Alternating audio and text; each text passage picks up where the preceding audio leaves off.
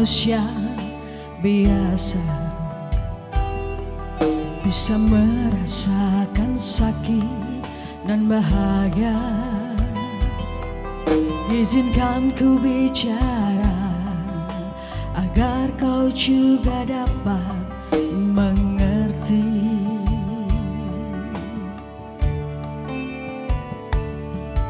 Kamu yang membuat hatiku bergetar,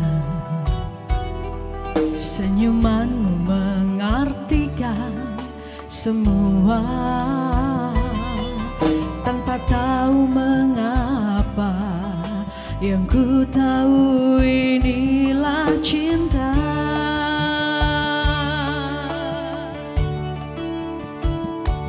Cinta karena cinta, tak perlu kau tanyakan. Tanpa alasan cinta datang dan bertata.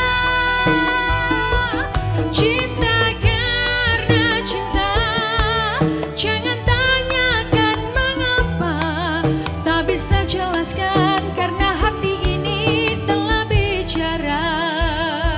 Cinta karena cinta, tak perlu kau tanyakan. Tanpa alasan cinta datang dan bertata. Cinta karena cinta, jangan tanyakan mengapa. Tak bisa jelaskan karena hati ini telah bicara. Tak bisa jelaskan karena hati ini telah bicara.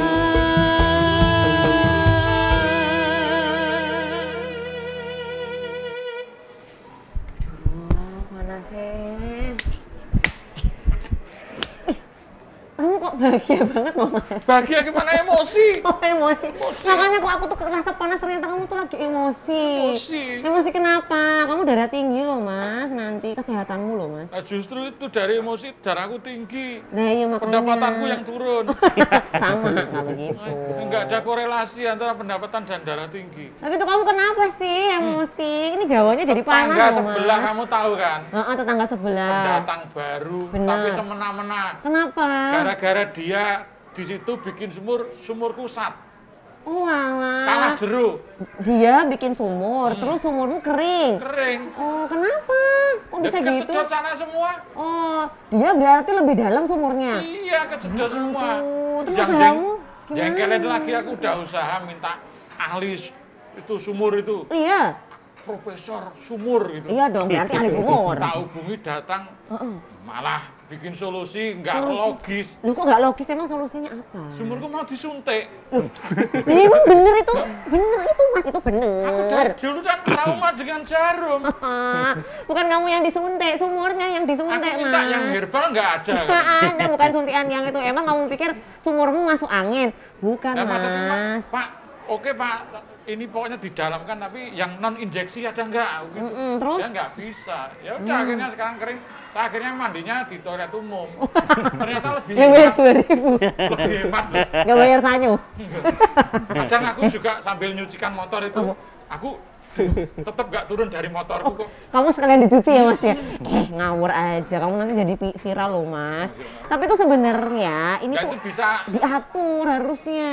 Jadi biar nggak ada yang dirugikan gitu. Apalagi kamu juga usaha, otomatis kan kamu juga udah punya izin toh Mas Emang harusnya. ada aturannya itu? Ada aturannya, aturan terkait dengan perizinan air tanah. Harus paham iya, gitu iya. loh Mas. Kalau Iya, nggak iya. paham sini tak bawa ke bapak-bapak ini. Itu amanat undang-undang ada loh ya. Iya, aturan-aturannya Bumi, air, semuanya. dan seluruh kekayaan yang ada di dalamnya itu Betul, dikuasai negara. betul. Untuk Benar. kesejahteraan rakyat begitu loh. Kecuali Mas. angin. Apa ini? Angin tidak dikuasai negara. Lah kok? Dikuasai tukang tambal ban. Karena dia bisa ini ya, isi angin ya Mas ya. Oh iya benar. Ini tak kenalin dulu nggak nih? Iya dong. Tapi sebelumnya ini kita nggak nyapa pemirsa loh Oh, Mas. iya. Masa dicuekin terus pemirsa? Halo, salam Indonesia. Apa kabar? Ih, seneng banget kalau udah ketemu sama pemirsa setia Pojok Investasi bersama Dinas Perizinan dan Penanaman Modal Daerah Istimewa Yogyakarta. Ini menjadi pemirsa yang cerdas tentunya ya Mas ya. Karena banyak sekali ilmu-ilmu yang tentunya diberikan oleh narasumber terkait dengan masalah investasi dan lain sebagainya. Betul, dan perizinan dan investasi. Benar sekali begitu. Dan tentunya hari ini kita berada di Melia Purwosandi Yogyakarta. Nah, ya kan bersama dengan 3 tamu terbaik yang nantinya akan menjelaskan mengenai perizinan air tanah, ya kan? Jadi Mas Gibio ini nggak perlu emosi, ya. Didengerin dulu bapak-bapak ini ngendiko opo gitu loh Mas, ya kan? Kita langsung sapa dulu. Yang pertama ini sudah ada Bapak Dr. Andes Sudarto yang merupakan anggota Komisi B DPRD Daerah Istimewa Yogyakarta. Halo Pak Darto. Sehat. Sehat? Ya. Wih mantap sekali. Ini belum ditanya gimana kabarnya. Sehat nih, ini penting Mas, ya kan di tengah kondisi pandemi saat ini. Itu namanya memang Darto itu sadar total. Oh sadar total, belum ditanya langsung dijawab. Iya kan, oke. Terima kasih Pak Darto sudah hadir. Dan tentunya juga sudah hadir Mas hari ini. Ada Bapak Michael Yanu Kusuma Kristi ST, beliau ini adalah Kepala Seksi Sumber Daya Air Tanah dan Geologi bidang ISDM. Dinas Pekerjaan Umum dan Perumahan ISDM Daerah Istimewa Yogyakarta. Halo Pak Yanu. Kabarnya sehat? Sehat luar biasa ya. Ini kalem banget loh Pak Yanu. Ya, itu jiwa-jiwa melayani. Sesuai namanya Yanu, pelayanan umum. Makanya siap melayani, iya kan halus, tutur katanya halus semuanya. Terima kasih Pak Yanu. Dan satu lagi ada Bapak Agustinus Ruruh Haryata SHST MKes. Beliau ini merupakan Kepala Bidang Pelayanan Perizinan dan Non-Perizinan DPPM Daerah Istimewa Yogyakarta. Halo Pak Ruru. Halo Mbak Anggun. Kesibukannya apa Pak Ruru sekarang nih? Wah ya, kita itu kan sebagai pelayan masyarakat ya, siap melayani terhadap permohonan izin masyarakat. Oke, tetap semangat ya Pak ya untuk melayani walaupun di tengah keterbatasan ya Pak ya. Masih level 4 Pak ya PKM-nya. Sesuai namanya juga. Apa Mas Pak Ruru? Apa itu? Apa? Apa Ruru? Ruru. Apa? Rutin ngaruhke. Rutin ngaruhke. Iya betul. Ini yang mengarahkan gitu ya Mas ya. Baik, terima kasih Pak Yanu, Pak Ruru dan juga Pak Darto. Kita hari ini membahas mengenai perizinan air tanah. Nah, sebagai awal nih Mas ya, pertemuan hari ini kita langsung ke Pak Yanu. Pak Yanu mungkin boleh diceritakan terkait dengan kondisi sumber daya air tanah di Yogyakarta. Ini apa Pak? Masih aman atau seperti apa? Silakan Pak Yanu. Ya, terima kasih Mbak Anggun, Pak Debio. Ada 2 indikator dalam pengenalan terkait dengan sumber daya air tanah di DIY ini. Yang pertama melalui pengamatan kami atau pengukuran kami di sebaran jaringan sumur pantau, yang itu memang masih aman secara global ya. Dan yang kedua melalui rasio antara pemanfaatan tanah dengan ketersediaan air tanahnya di neraca air tanah kami. Itu juga masih aman. Ya, jadi kalau di sumur pantau kami itu memang masih penurunan muka air tanah yang terukur, teramati dan kami analisa itu masih kurang dari 20%. Ya. Dan rasionya pun juga kurang lebih 20-25% itu masih tersedia cukup banyak. Ya. Jadi kita memang, puji Tuhan kita memang dianugerahi secara hidrogeologis itu suatu bentang alam yang luar biasa di DIY ini. Oke, jadi masih selalu aman begitu ya Pak ya, walaupun ada musim kemarau dan lain sebagainya, ini tergolong masih aman ya. Oke Pak, terkait dengan sumur pantau, nah ini ada berapa nih Pak untuk di Yogyakarta sendiri? Untuk di DIY total ada 48, tapi distribusi yang rapat itu ada di Kabupaten Sleman, Kota Yogyakarta dan Bantul ada 38. Oke. Itu asumsinya aliran air yang paling banyak di situ atau gimana? Karena kami mengasumsikan bahwa potensi pemompaan atau pengambilan tanah ada di Kota Yogyakarta dan aglomerasinya, makanya yang lebih banyak ada di wilayah tersebut. Oke, itu yang mengakibatkan sumur pantau ini ada di 3 berarti ya Pak ya, di wilayah tadi ya? Oke, baik. Dan untuk sampai dengan saat ini tidak pernah ada kondisi yang mungkin mengkhawatirkan terkait dengan ketersediaan air tanah tersebut tadi ya Pak ya? Belum ada. Orang barangkali awam ya, termasuk saya membayangkan sumur pantau ini seperti apa sih Pak? Kalau bentuknya itu kayak gede banget apa gimana ya Pak ya? Atau apa saja instrumen yang ada di sana? Mungkin ada angka-angkanya juga atau seperti apa? Ya, sumur pantau secara fisik seperti pipa diameter 6 in yang ditanam di dalam tanah sedalam kedalaman di mana kita memang memerlukan pemantauan itu. bisa 80 meter lebih ya, sampai 100 meter.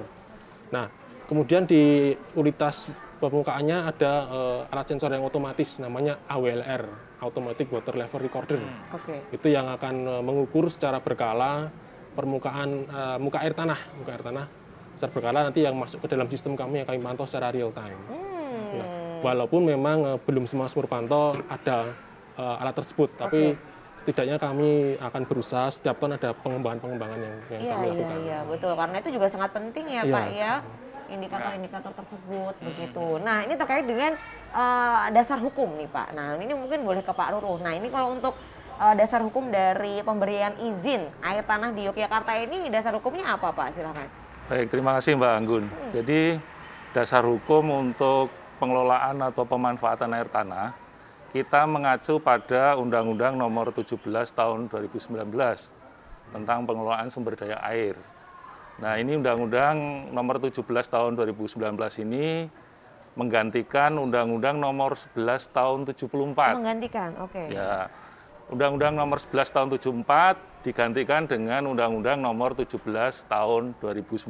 Walaupun sebenarnya Undang-Undang 1174 ini pernah diganti dengan Undang-Undang Nomor 7 Tahun 2004. Tetapi karena kemudian dari sisi substansi dari Undang-Undang Nomor 7 Tahun 2004 itu oleh masyarakat dianggap ada berbau kapitalisasi, maka kemudian diajukan ke Mahkamah Konstitusi untuk kemudian dicabut.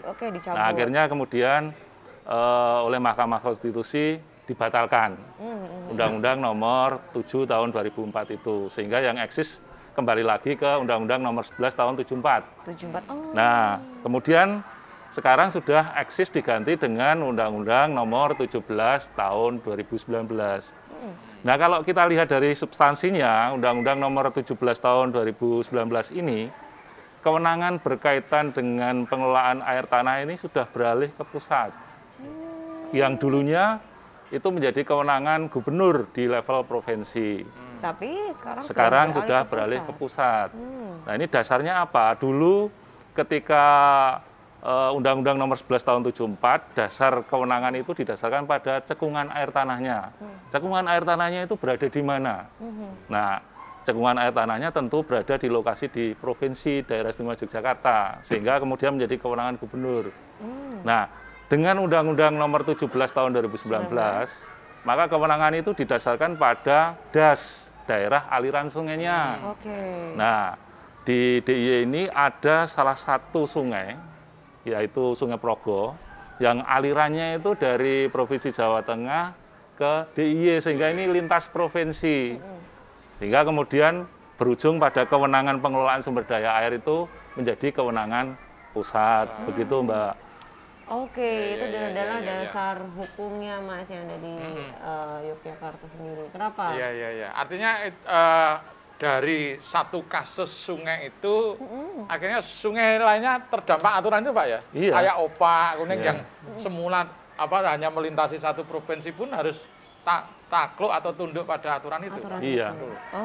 Jika adalah salah satu sungai yang itu dia itu alirannya melintas lebih dari satu provinsi, maka menjadi kewenangan pusat. Baik, Ini menarik ya. Tadi kalau Pak Yanu sempat mengatakan bahwa sampai dengan saat ini Yogyakarta kondisinya masih aman ya untuk sumber daya air tanahnya begitu. Nah, mungkin kalau dari Pak Darto nih ya, dari sudut pandang Pak Darto, ini apa yang harus diwaspadai walaupun sampai dengan saat ini kita belum pernah di kondisi yang sampai dengan amit-amit ya Pak ya, mengkhawatirkan atau lain sebagainya. Nah, ini yang perlu diwaspadai apa nih kalau menurut Pak Darto? Ya, menurut saya kan sederhana, daripada aluwung. Artinya bahwa kita mulai dari awal ini kita untuk lebih teliti, dan tadi bisa kita lihat pergerakan penduduk yang lebih padat, air mesti ada masalah. Sehingga tadi pemantauannya juga di masyarakat yang padat penduduk, Bantul, Sleman, sama kota. Nah, walaupun demikian kadang-kadang kan bertanya, kenapa tidak ada di Wonosari? Apakah Wonosari tidak ada airnya? Ini kan pertanyaan Mas Debio itu. Tetapi ini memang harus segera kita lakukan langkah ini, karena pergerakan percepatan dinamisasi dari penduduk Yogyakarta ini pergerakannya agak cepat. Apalagi nanti salah satunya adalah di Kulon Progo dengan perkembangan bandara dan sekitarnya, saya yakin akan butuh akan air itu. Kemudian meningkat, ini kan juga, iya ini kan juga menjadi masalah yang juga harus kita selesaikan.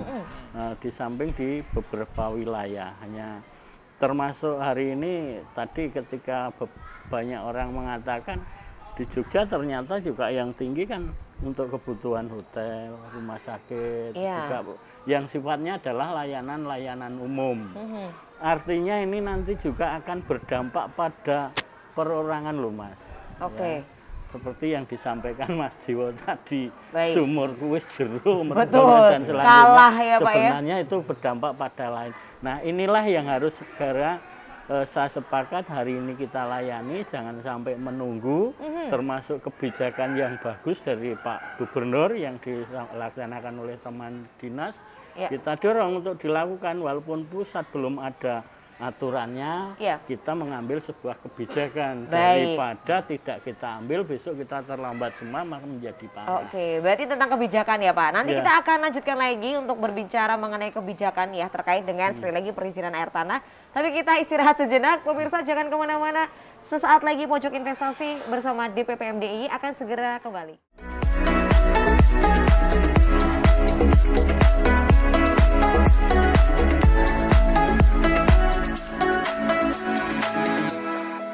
Pameran Film Noir merupakan hasil karya Anin Astiti yang menitik beratkan pada dasar fotografi, yaitu cahaya, yang kemudian memunculkan teknik kamar gelap.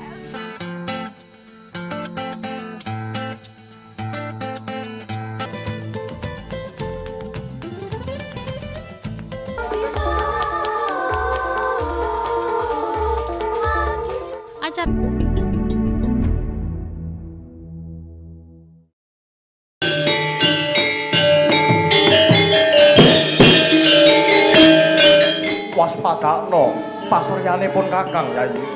Prabu Basudewa ingkang kuatos dhateng wangsulipun Raden Kangsa nitipaken para putra-putra Mandura. Nyo Surati mantra. Oi. Reca manik sejatine kalam kang dinuding cak.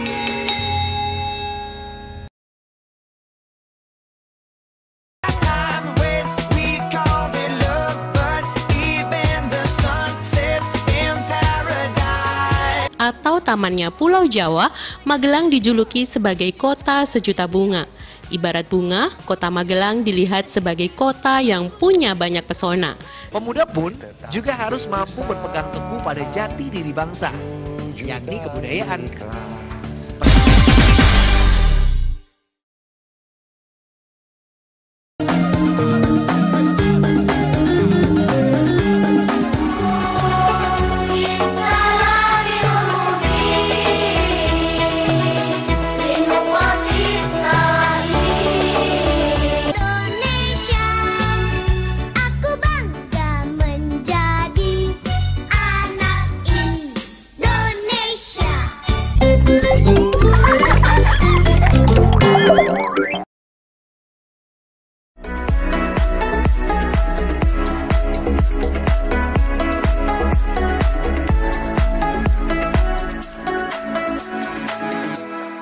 Pojok Investasi bersama Dinas Perizinan dan Penanaman Modal Daerah Istimewa Yogyakarta kembali. Wah, seru sekali ya. Tadi terakhir Pak Darto mengatakan bahwa untuk pertumbuhan penduduk ini kan sangat cepat ya Pak ya. Jadi memang harus disesuaikan, untuk kebutuhan air ini juga otomatis akan meningkat. Nah, dibutuhkan mungkin kebijakan ataupun juga program-program terkait hal tersebut. Nah, mungkin boleh dilanjutkan Pak Darto, silakan. Iya, prinsipnya pada kebijakan pelayanan. Kebijakan yang tadi pelayanan disampaikan karena Undang-Undang 17 termasuk Permen 5 Pak ya, yang hari ini belum secara teknis juga belum terselesaikan di pusat, maka kita tidak perlu menunggu itu. Menurut saya secara teknis kita laksanakan aja di Jogja ini, daripada nanti semuanya akan menjadi lamban semua.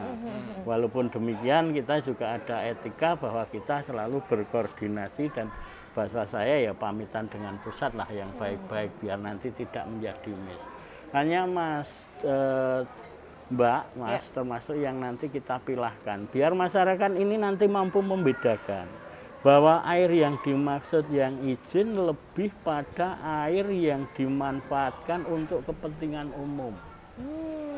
bukan untuk orang per orang.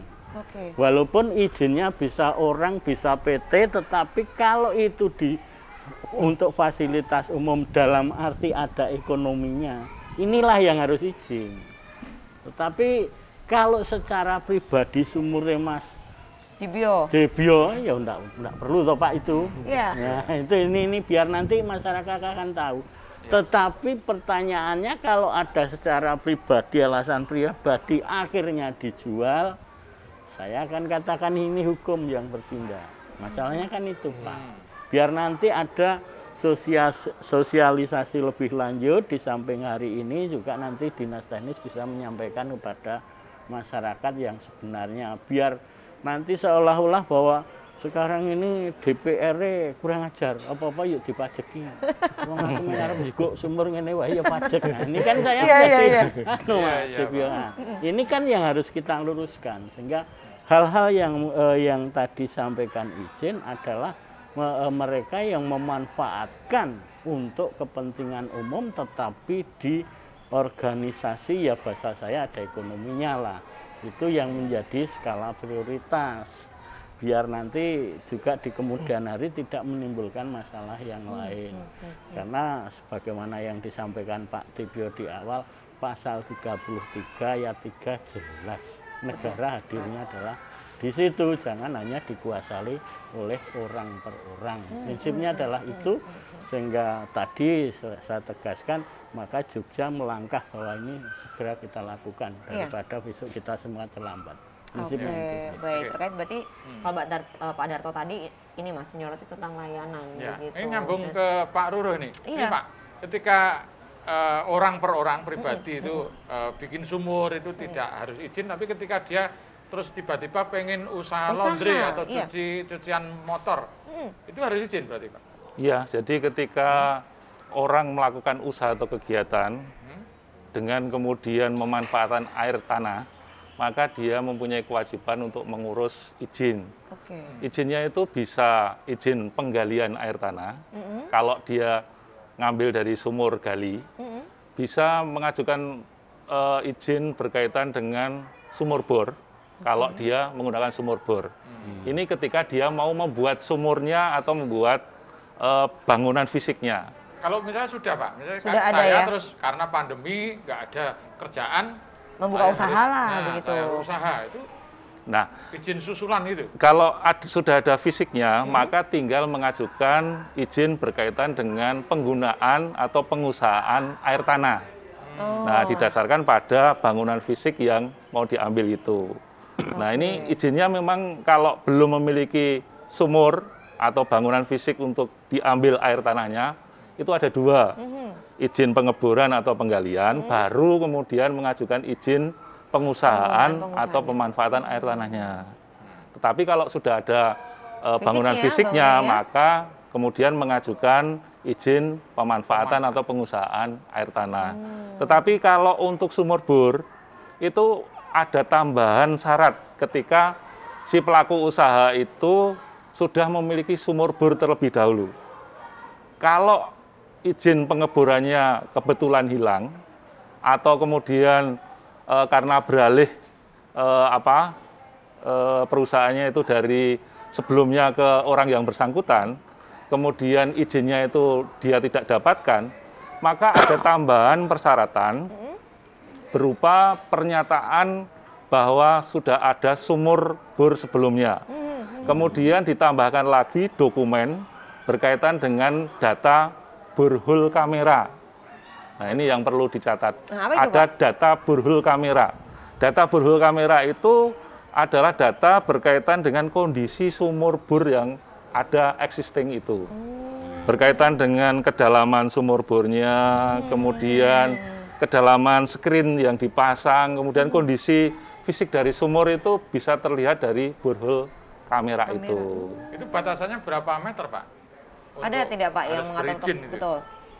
Oh, kalau untuk batasan kedalaman tidak ada. Ada ya? Yang ada itu berkaitan dengan apakah dia melakukan usaha atau kegiatan untuk usahanya itu menggunakan air itu dari sumur gali atau sumur bor. Nah, tetapi nanti berkaitan dengan penggalian dan pengeborannya itu memang ada batasan-batasan kedalamannya sesuai dengan ketentuan teknis yang nanti rekomendasinya akan dikeluarkan oleh teman-teman ESDM. Oke, jadi ini sebenarnya masyarakat ini tahu ya Pak ya ketika nanti akan mengurus izin ya dari semuanya mulai dari kedalaman dan lain sebagainya. Ini informasinya terinfokan dengan jelas begitu ya. Gitu Mas. Kalau Mas Yuna, kalau yang direkomendasikan itu sebenarnya sumur bor atau gali? Ini kan orang kadang milih karena harga ya, kadang ya pertimbangannya. Tapi yang sebenarnya yang ideal itu seperti apa? Betul, kalau dari Pak Yan ini seperti apa? Dua-duanya direkomendasikan, baik yang gali atau bor. Tapi tentunya untuk sumur gali itu ada batasan debitnya ya, ketimbang sumur bor. Kalau sumur bor tentunya debitnya bisa lebih besar karena capaian kedalamannya kan bisa lebih dalam. Lebih dalam. Oke. Lalu juga ini masih terkait dengan sumur pantau tadi. Nah, untuk pemantauannya sendiri ini sebenarnya dilakukan berkala dalam jangka waktu berapa lama begitu Pak? Untuk sumur pantaunya? Kalau yang sudah terinstal dengan AWR tadi memang secara otomatis data itu sudah terkirim ke kami. Tapi untuk yang belum terinstal oleh data AWR kami melakukan peninjauan ke lapangan, kita melakukan pengukuran secara manual. Dan biasanya kami menghitung itu berdasarkan musim ya. Kalau musim penghujan itu kita hitung pada bulan November sampai April, dengan puncaknya di April. Kalau kemarau itu ada di Mei sampai di September, dan puncaknya di September. Jadi nanti kita hitung September itu sebenarnya paling turun berapa. Disitulah indikator yang paling kritis ya. Secara kualitas ada perbedaan Mas ketika musim kemarau sama penghujan itu? Oh ada. Kualitas airnya? Kualitas memang kami baru sebatas di kedudukan muka air tanahnya saja. Belum kualitasnya belum. Iya. Oke, pasti tetap ada perbedaan nih ya. Cuman masih belum terlalu ini. Tadi katanya ketemuannya ketika dari pantauan itu apa saja yang temukan Mas? Katakanlah kondisi dari apa saja yang mungkin dipantau, lalu juga laporan seperti apa yang nantinya diberikan begitu terkait dengan itu tadi ya Mas ya, sumur pantau ya? Iya. Kalau di sumur pantau kami mengukur tadi kedudukan muka air tanahnya. Sama itu misalnya termasuk ini kondisinya masih bagus atau kondisi airnya sudah rusak, itu. Kalau itu Pak ya, terkait dengan indikator maksimal itu ya, status dari akuifernya ya. Jadi akuifer kita masih aman karena memang kurang dari 20% penurunannya. Itu diketahui juga di sumur pantau itu? Itu atau di lab khusus? Berdasarkan hitungan. Dengan hitungan kami dari data yang terukur, kami olah berdasarkan rata di semua sumur pantau itu, berdasarkan musim nanti ketemu lah. Kalau kurang dari 20% berarti itu masih dalam kondisi yang aman. Tapi kalau kualitas airnya sendiri, tadi kan kuantitasnya ya. Kuantitasnya, karena posisi muka air tanahnya. Kalau kualitasnya memang kami baru sebatas electrical conductivity ya, jadi belum yang mungkin dilakukan oleh Dinas Lingkungan Hidup, jadi beda warnanya. Oke, nah ini sebenarnya kalau kita berbicara air yang digunakan untuk perumahan, ini ya mungkin etika masing-masing ya. Jangan sampai ada kejadian yang kayak Mas Dibio ini begitu ya. Kalau memang menggunakan air itu ya sesuai dengan kebutuhan saja, begitu ya, jangan terlalu berlebihan gitu Mas. Kasih tahu lo tetanggamu itu Mas. Iya, aku aja memanfaatkan air secara efisien. Iya dong. Mandi itu dalam bak biar nggak aman. Jadi apa yang bekas kotor dong Mas, bukan kayak gitu juga. Kan kotoran kita sendiri kan nggak apa-apa. Oh nggak apa-apa, iya. Oke, kita ke Pak Darto. Nah ini mungkin Pak Darto juga pernah mengalami hal-hal kayak Mas Dibio gini nggak Pak? Mungkin terkait dengan yang mana kamu tegaskan lagi. Pernah nggak Pak ini kira-kira Pak? Ya ini kekhawatiran karena kita juga pengalaman di berbagai kota besar, banyak informasi, banyak seperti yang sampaikan Pak Dibio tadi. Sehingga harapan saya Jogja jangan sampai terjadi, maka di awal ini harus kita sosialisasikan yang baik. Hanya nanti termasuk yang secara teknis Pak. Biar nanti terjadi pengertian yang sama. Sebenarnya ahli sumur bor itu siapa? Ini kan juga kita juga harus, apakah perlu kita kasih sertifikasi atau yang lain? Biar ini kan biar nanti tidak terjadi dampak yang di kita keliru juga Pak selaku pelayan masyarakat. Plus memberikan edukasi mungkin ya Pak, informasi karena mereka hanya latihan abal-abal nanti terjadi sesuatu kita dikatakan ini wis dina izin jebul sing tukang ngebor nggak baik, akhirnya berdampak ini kan juga bagian dari itu yang juga nanti saya minta kepada dinas juga ada penegasan tentang teknis sampai pada pembinaan pada teman-teman yang bekerja atau berkarya di bidang sumur bor itu, biar nanti di kemudian hari tidak miss lah di masyarakat. Iya, betul-betul. Ya. Kemudian yang tidak kalah penting memang dari awal penataan ini yang memang tadi yang tingkat kesulitan ketika kita di wilayah Opak Oyo, kemudian kita ditarik ke pusat hanya karena lintas, itu kebijakan pusat, sehingga bahwa ini sebenarnya ya tadi kami sampaikan wujudnya adalah komunikasi untuk percepatan, sehingga bahwa kita tetap akan melayani daripada tidak terlayani yang di kemudian hari akan berdampak. Nah ini di beberapa titik karena memang kalau di lingkar luar ini belum begitu butuh hari ini, karena mereka juga masih punya sumur sendiri-sendiri dan selanjutnya. Tetapi di pusat-pusat pertumbuhan pasti butuh.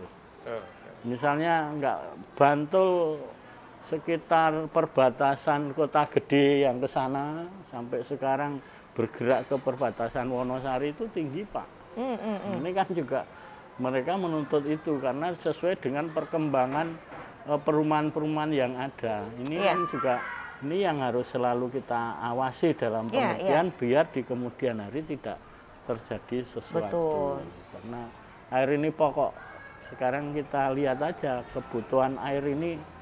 Kalau dulu belum mengambil air permukaan, hari ini Jogja sudah mulai, Pak. Air Progo aja kita olah. Artinya begitu sudah memikirkan sejauh mana pentingnya air. Sehingga kita harus jaga betul air dalam tanah yang dimaksud tadi. Betul, karena memang sepertinya untuk penggunaan rumah tangga ini yang karena tidak perlu izin ya Pak ya. Nah ini juga menjadi kewaspadaan juga ini gitu. Tapi kita nanti lanjutkan lagi untuk Pak Ruru, Pak Yono dan juga Pak Darto. Tapi kita break sejenak. Pemirsa jangan kemana-mana, usai jeda Pojok Investasi bersama DPP MDI akan segera kembali.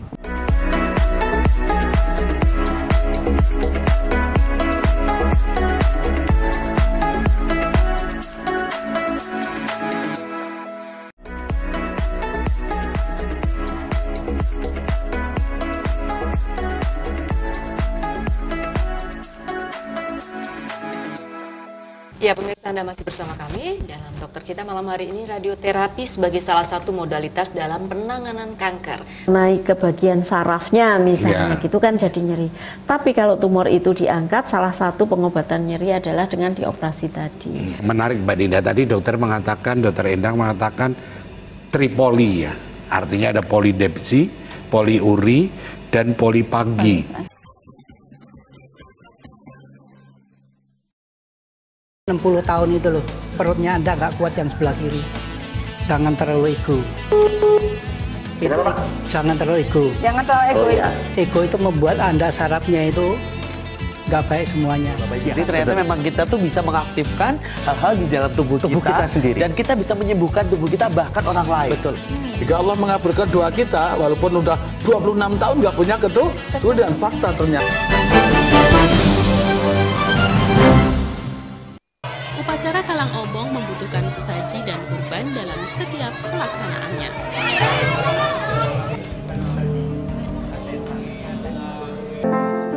Kekayaan seni budaya bumi di Gunung Kidul dan kota Yogyakarta tak henti-hentinya bersinar.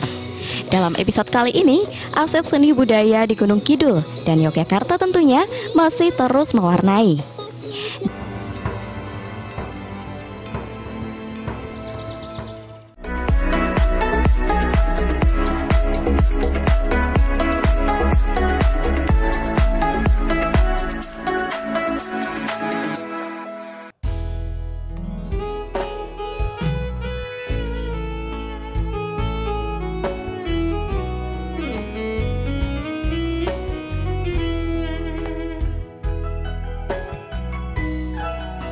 Berulang kali aku mencoba selalu untuk mengalah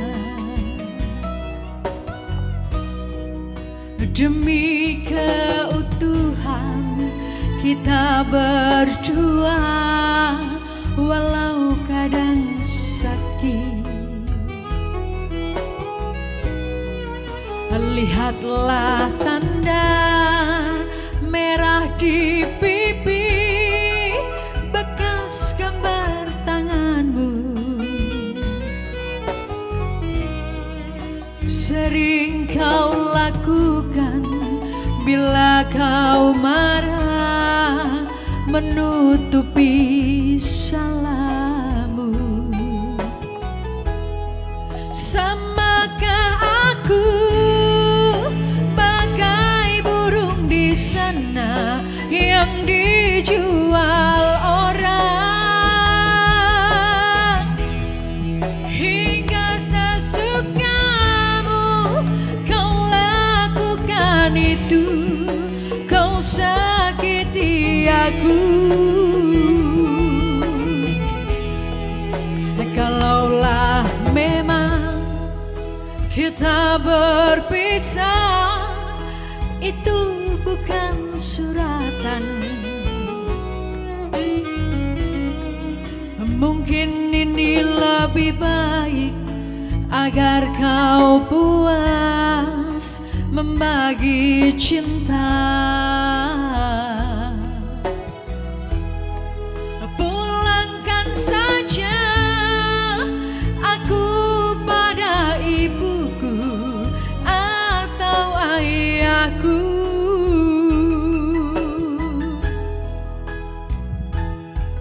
Dulu segenggam emas kau pinang aku.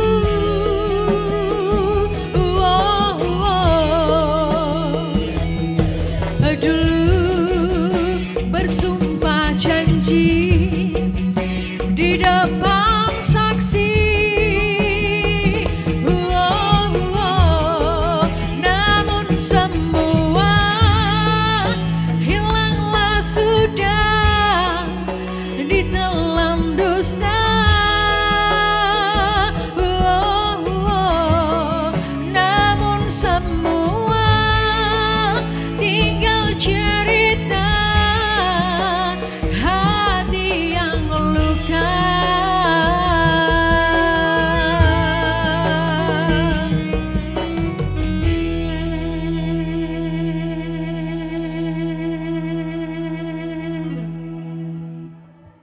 Pojok Investasi bersama Dinas Perizinan dan Penanaman Modal Daerah Istimewa Yogyakarta kembali hadir. Aduh, seru banget ya Mas ya. Nah, bicara masalah air, air, betul. Kita ini nggak bisa lepas dari namanya air. Betul sekali. Bahkan mulai tubuh dari kita mandi, tuh ya. 70% tuh ada kandungan Adalah air. kandungan air begitu. Ini jadi menjadi bahasan yang penting juga nih untuk disimak ya.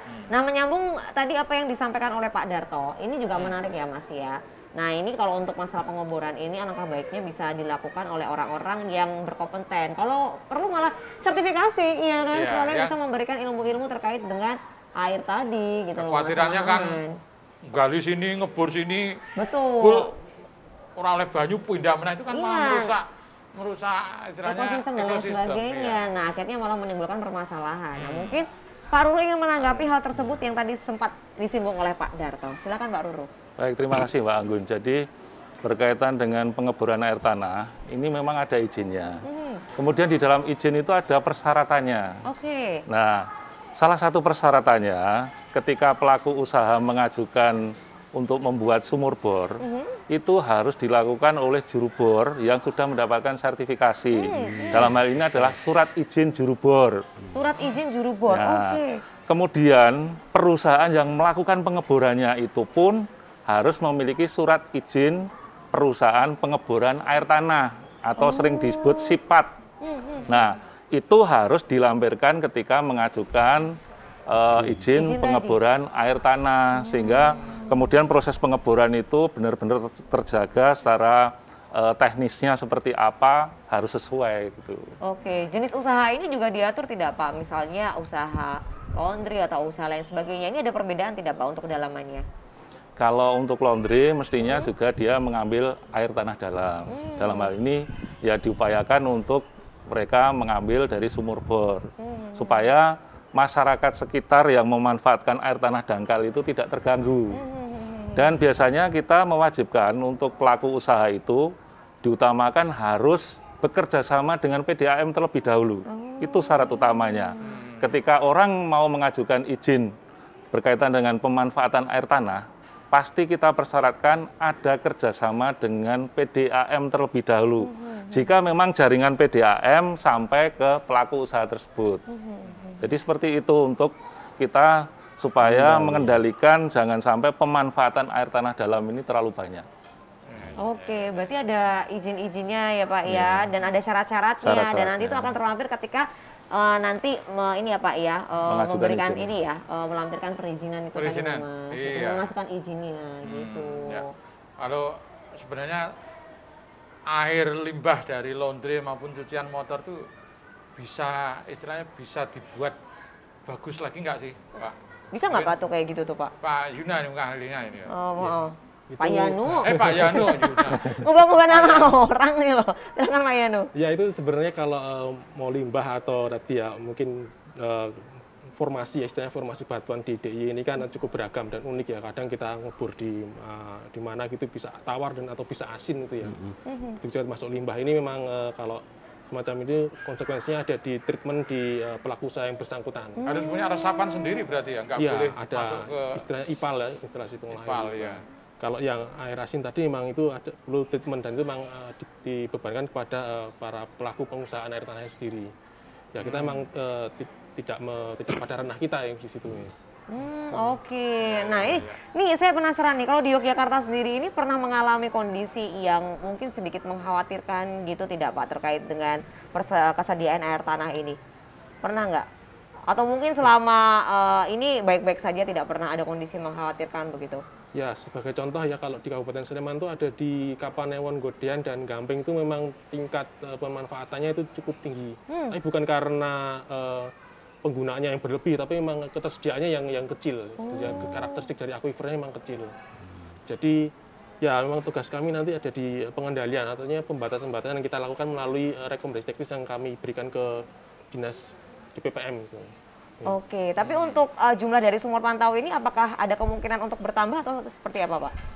Bisa bertambah nanti terutama pada istilahnya CAT ya, cekungan air tanah yang memang belum terwakili oleh sumur pantau. Itu ada di CAT itu ada suatu kawasan hidrogeologis yang mewakili tadi persapan air tanah, pengaliran air tanah dan pelepasan air tanahnya. Itu memang ada 2 CAT yang belum terwakili, itu CAT Menoreh dan CAT Oyo, itu di Kulon Progo bagian utara dan di Gunung Kidul bagian utara, itu belum terwakili. Kenapa itu Pak kok belum?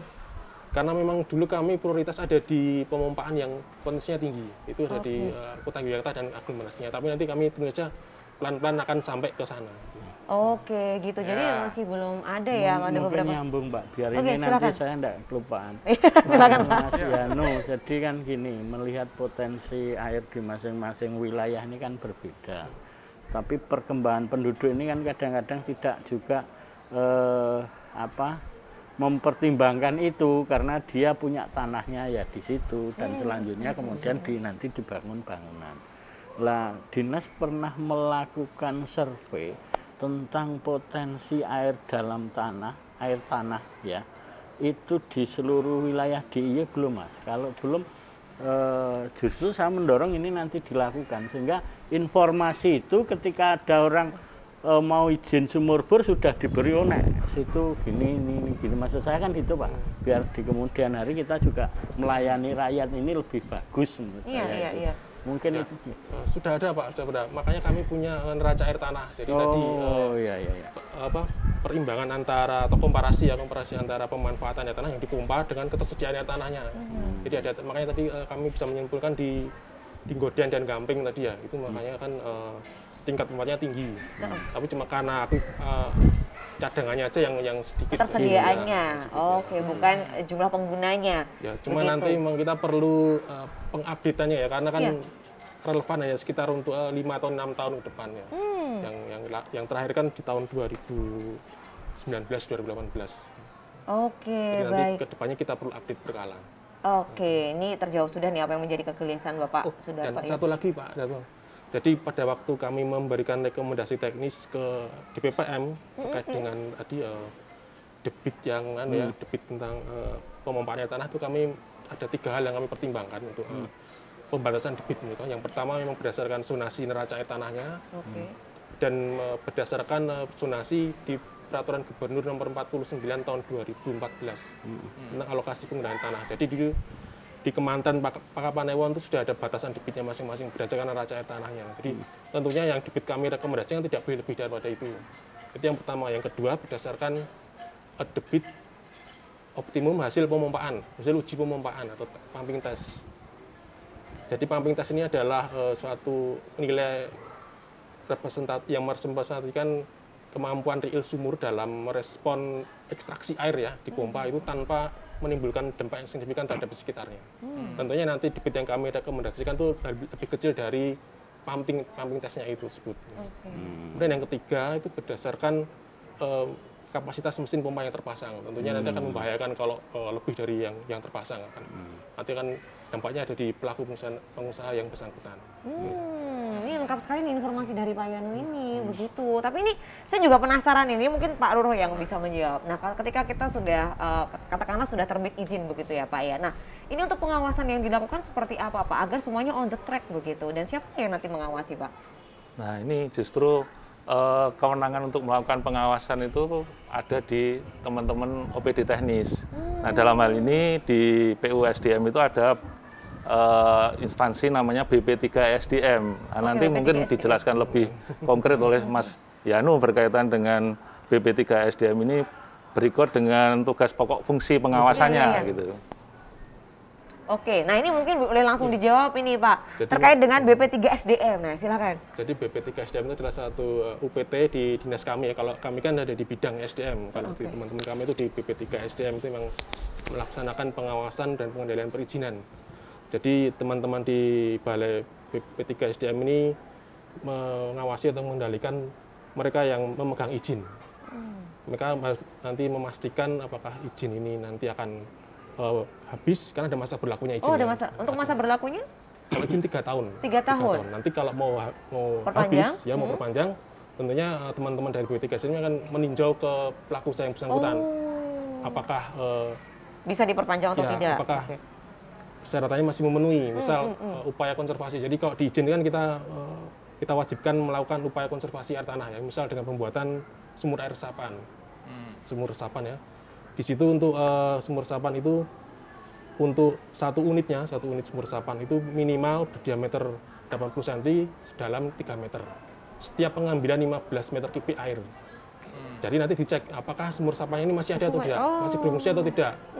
Kedalamannya masih memenuhi tidak, karena ini terkait dengan izin yang akan perpanjangan akan dilakukan oleh pengusaha yang bersangkutan.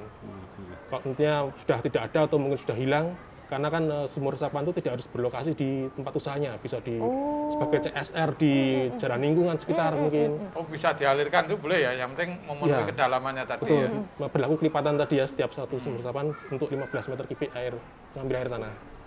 Oke, jadi untuk memperpanjang perizinan ini ternyata juga ada syarat-syaratnya ya, dan ini menjadi tugas juga ya ketika di lapangan ini. Salah satu syarat untuk bisa memperpanjang perizinan ini adalah ketersediaan air ini masih ada atau tidak begitu ya Pak ya? Begitu. Ketersediaan resapan air. Resapan air, betul sekali. Oke, kita akan kembali membahas mengenai perizinan air tanah, tapi kita istirahat dulu ya untuk bapak-bapak sekalian, pemirsa. Jangan kemana-mana, sesaat lagi Pojok Investasi bersama DPPM DIY akan segera kembali. Jangan kemana-mana.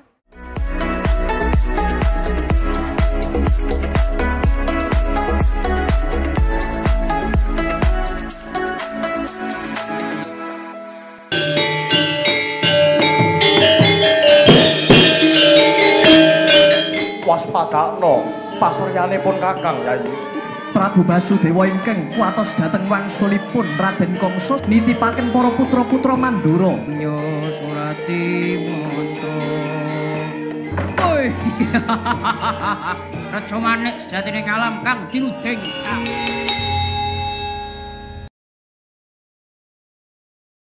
Ya pemirsa, Anda masih bersama kami dalam Dokter Kita malam hari ini, radioterapi sebagai salah satu modalitas dalam penanganan kanker.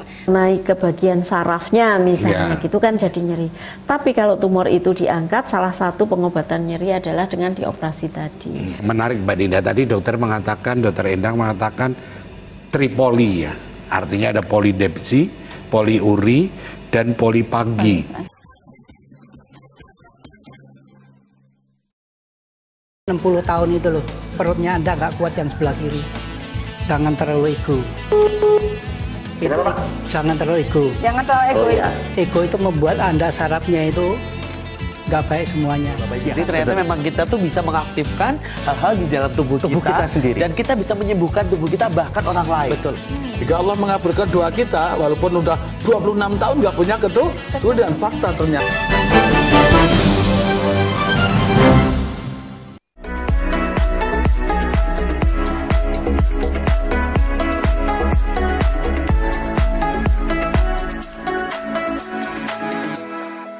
Kembali bersama kami di Pojok Investasi bersama Dinas Perizinan dan Penanaman Modal Daerah Istimewa Yogyakarta. Tidak hanya kita berdua ya Mas ya, masih ada Pak Roro, Pak Yanu dan juga Pak Darto mengenai perizinan air tanah. Nah ini kita ke Pak Roro ya Mas ya, karena memang waktunya ini wow luar biasa ya. Nah untuk perizinan terkait air tanah ini sudah bisa dilakukan melalui OSS RBI belum Pak ini?